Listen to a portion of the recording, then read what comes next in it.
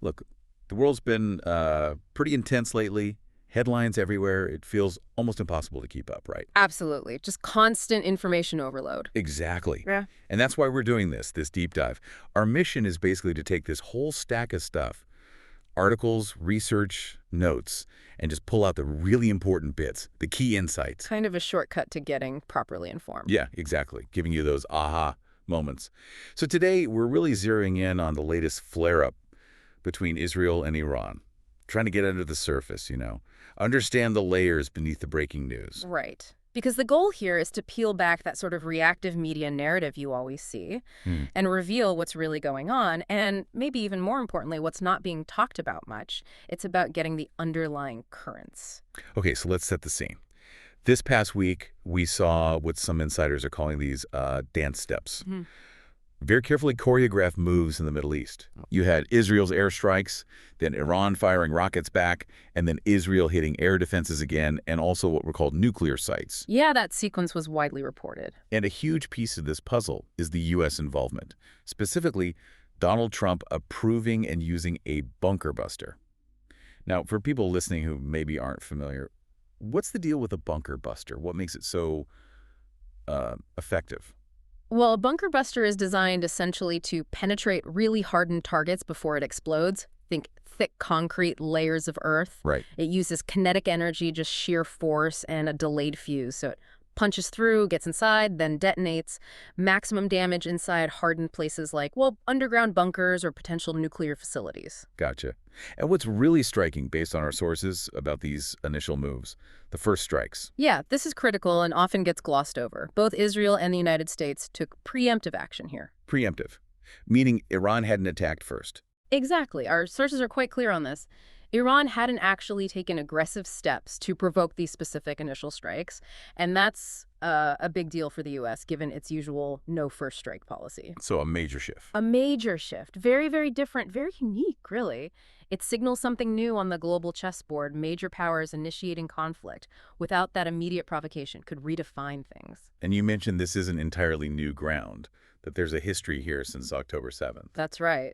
While this specific exchange feels new, Israel has, according to these reports, been systematically working to degrade Iran's capabilities ever since the Hamas attacks last October. So there's a deeper, ongoing context to all this. Okay, that preemptive strike angle really makes you ask why. Why take such a big step? Which obviously brings us to the massive question everyone asks. Just how close is Iran to getting a nuclear weapon? We hear different things constantly. Yeah, and the assessment from our sources is pretty startling. It suggests Iran is closer to months away rather than years. Well, But, and this is crucial, there's a really important nuance here, a huge difference between having uranium enriched to 90%, that's the fissile material, and actually having that material weaponized, engineered, built into a warhead, ready to stick on a missile and detonate. Two very different things. okay, so they might have the material or be close to it, but not necessarily the bomb itself ready to go. Precisely. And what about delivery? Can they actually hit targets if they did weaponize it? Well, delivery-wise, they have 0 ICBMs, intercontinental ballistic missiles, so they can't hit, say, the U.S. mainland. Right. But they do have MRBMs and medium-range ballistic missiles. And those, if they had a nuclear warhead, would definitely be enough to target Israel. Now, I always hear that ballistic missiles are incredibly hard to shoot down. Is that still true? Less so than you might think, actually.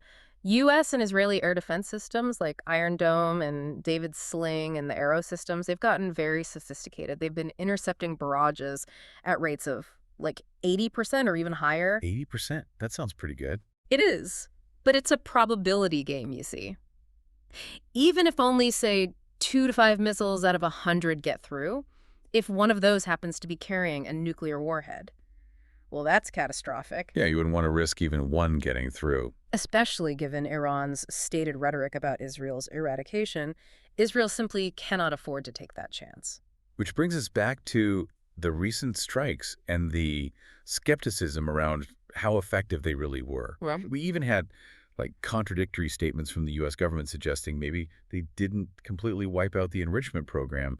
What's the intelligence telling us there? right, you had the White House press secretary kind of stumbling over whether things were leaks or journalistic untruths, which can't both be right. Hmm. But the really key detail, based on intelligence reports that have apparently been known for a while, long been known, the phrase used is that Iran is smart. They don't keep their stockpiles of highly enriched uranium right next to the centrifuges that make it. Yeah. They reportedly move the actual inventory to deeper, more secure, secret bunkers before predictable attacks happen on known facilities like Fordo and Natanz. Okay, so if Iran moves the valuable stuff before the bombing, Hmm. what's the uncomfortable idea our sources float about Mossad's role in this? Did they know? And what does that imply about the U.S. strike? Yeah, it's a provocative thought, definitely hinted at in the sources. The idea is if Mossad, which, the sources paint as having incredibly deep reach, one quote even hyperbolically says every second Iranian seems to work for Mossad. Right, emphasizing their penetration. Exactly. So if Mossad knew Iran moved the uranium, then the theory goes they might have essentially baited the United States, let the U.S. conduct this somewhat limited, perhaps politically useful strike against the empty facility. While Israel keeps its powder dry. While Israel retains other options, potentially covert ones, to go after the actual stockpiles later, making the big, visible B-2 strike maybe more about politics, about showing action, than about actually crippling the core nuclear program right then and there. So if the strike was maybe more limited, more political, well, let's talk motivations. Why did President Trump decide to go ahead with those bunker busters preemptively? Well, my read, heavily backed by the source material, is that Trump was, frankly, looking for a clear political victory. Okay. Look at the landscape then. Promises to end Israel, Hamas, Ukraine, Russia, bring back jobs with tariffs. Those weren't really panning out as decisive wins. He needed something concrete. And bombing fits that bill sometimes, politically. There's a line in the source, pretty blunt. Americans love winning and they love bombing shit. It suggests a calculation that decisive military action, especially against a perceived enemy like Iran, plays well with certain parts of the electorate. It looks strong, it looks decisive. Right. And how does Netanyahu fit into this? He had his own pressures back at Israel, didn't he? Oh, absolutely. Netanyahu was facing, and still is, serious legal troubles, corruption, embezzlement charges. So the thinking goes he likely saw this as a perfect opportunity. He could offer Trump this open plate, a chance for a big, headline-grabbing win against an enemy Israel constantly frames as an existential threat. So a mutually beneficial arrangement, politically speaking.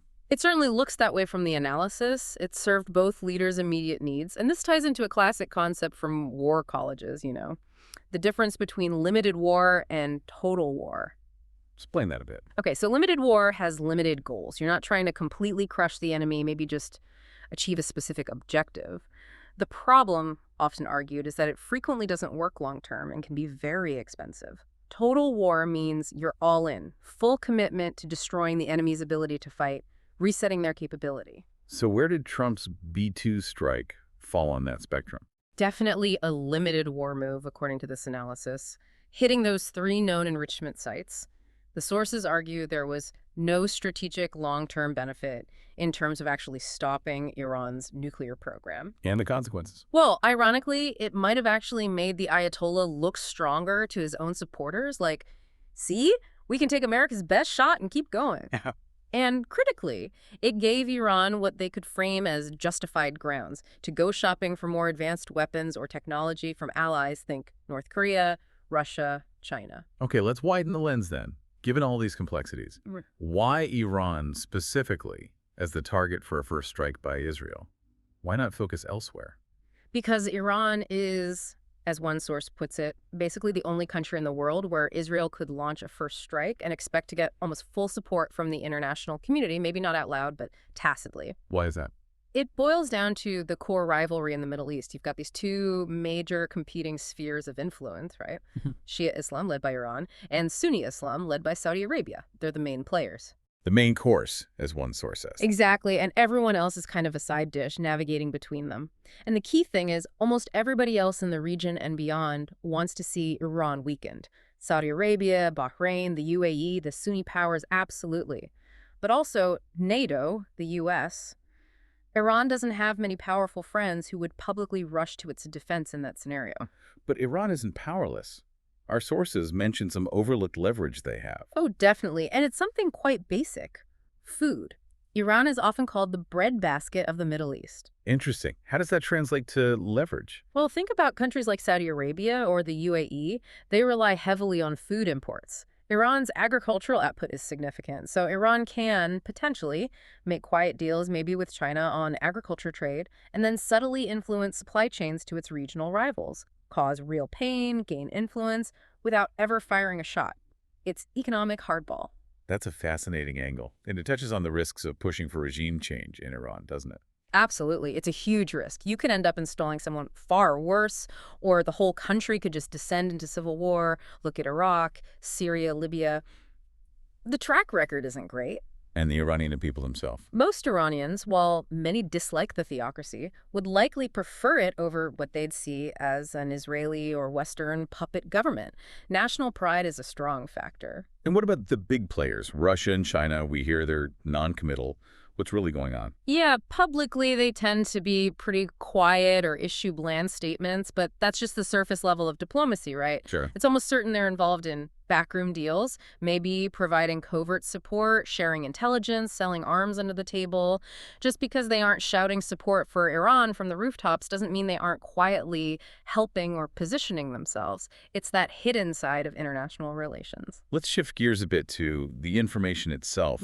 It's such a complex picture. Yeah. What are we, the public, actually being told versus what might be the reality? Well, there's a strong argument made in the sources that politicians often simplify messages, maybe oversimplify them, for the American public. Why? Because the theory goes, if you repeat something simple, even if it's not the full picture often enough, your base starts to believe it and repeat it. Cognitive bias kicks in. Okay. And there's this crucial point about the gap between what intelligence agencies are seeing in, classified traffic and what gets told to the public. Sometimes it's not just simplified, it can be significantly different, an intentional fabrication even. Why fabricate? Because sometimes the narrative has to be different than the truth, maybe to protect sources and methods, maybe to keep adversaries guessing, maybe just to maintain public support for a policy. The public story serves a different purpose than the classified reality. So applying that, is the idea of Iran launching a nuke to just wipe Israel off the map, is that the real immediate threat? The sources strongly suggest no, that's not a real threat in that direct Hollywood sense. Nuclear weapons historically are about deterrence, mutually assured destruction. You have them so nobody attacks you. So what is the actual real threat then? Something potentially more insidious, harder to trace, like a suitcase nuke, smuggled in maybe via a third country like Turkey, the sources speculate, and then remotely detonated in a major city like Tel Aviv. That's presented as a much more plausible and terrifying scenario. Wow. Okay, and thinking about information wars, how is Israel doing in the propaganda war, especially regarding Gaza? Well, according to this analysis, they're struggling significantly. The images coming out of Gaza, the sheer human cost, it's horrifying, and it's having a powerful effect. It's radicalizing the next generation of Islamic fundamentalists across the globe. So military action isn't enough. Exactly. You can't truly win a war like this just by destroying the target if the underlying ideology still exists. Think about ISIS. The caliphate was destroyed, but the ideology morphed, went online, inspired lone wolves. The idea persists even after the physical entity is gone. Which brings us to Mossad, the Mossad mystique. They actively cultivate this image of being almost untouchable, right? Claiming responsibility for pager hacks, drone footage inside Iran. Right, they're masters of psychological warfare, projecting an image of near infallibility. So then October 7th happens, a massive intelligence failure, seemingly. How do people reconcile that? It fuels conspiracy theories, doesn't it? It absolutely does, because people think, how could the Mossad miss this? Especially when reports later surfaced about Hamas practicing drills right near the border. So the conspiracy theory is? The idea, which the sources call antithetical to how national security pros think, is that Mossad somehow intentionally let harm come to their own people for some larger strategic goal. Which sounds extreme. It does. The sources dismiss it as something believed perhaps by dumb people going full retard, using very strong language there, who didn't initially grasp the context of the Hamas drills or the complexities of intelligence gathering. But the belief itself became widespread because the initial failure seems so inexplicable given Mossad's reputation. All right, let's look ahead. Thinking long term, what are the implications of everything we've discussed? What does the next decade look like for the region, for global stability? Well, the sobering assessment is that this whole situation has probably made the region more unstable, not less. And arguably, it's given Iran more power, paradoxically. How so? By giving them those justified grounds, or at least narrative they can use for future actions, Hmm. for seeking more advanced weapons, for strengthening alliances, you have to weigh the near-term benefits, maybe political points for Trump and Netanyahu, maybe degrading some of Iran's air defenses, maybe boosting the Abraham Accords against the long-term risks. And the biggest risk is. Setting a really dangerous precedent, normalizing preemptive strikes by Western democracies. If the US and Israel can do it to Iran, does that give China more justification to move on Taiwan? Does it further legitimize Russia's actions in Ukraine? It potentially opens a Pandora's box globally. And there's an economic dimension here too, right? The sources connect this to the U.S. economy. They do. The argument presented is that the military-industrial complex functions as, perhaps, the U.S.'s #1 industry, very high profit margins. Right.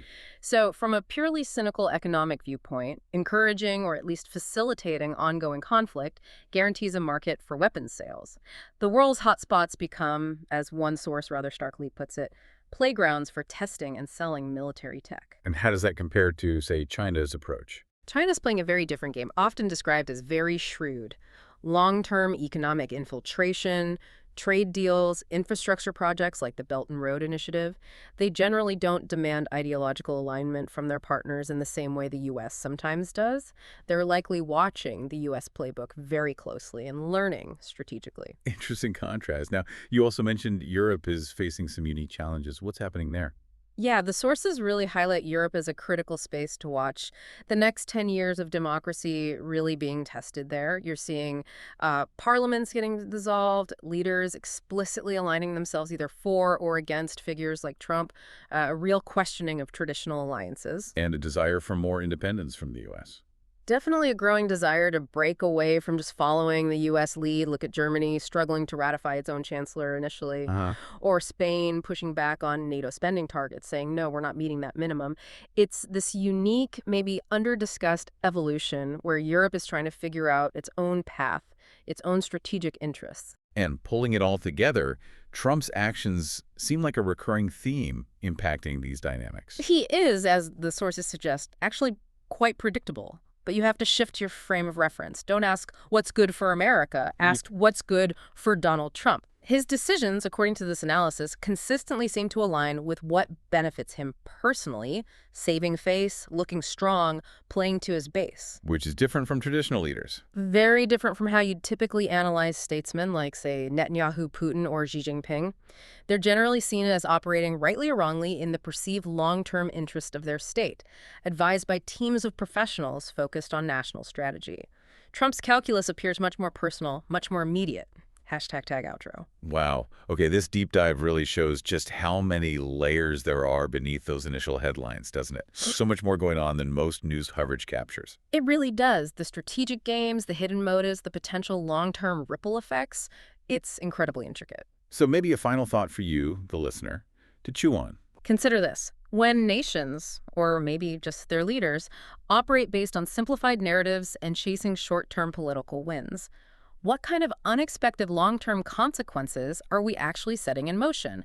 For global stability, yes, but also for the very nature of how conflicts might unfold in the future. It's a really powerful question, something to definitely keep in mind as you watch events unfold. Keep asking questions, keep reflecting, and keep digging deeper yourself.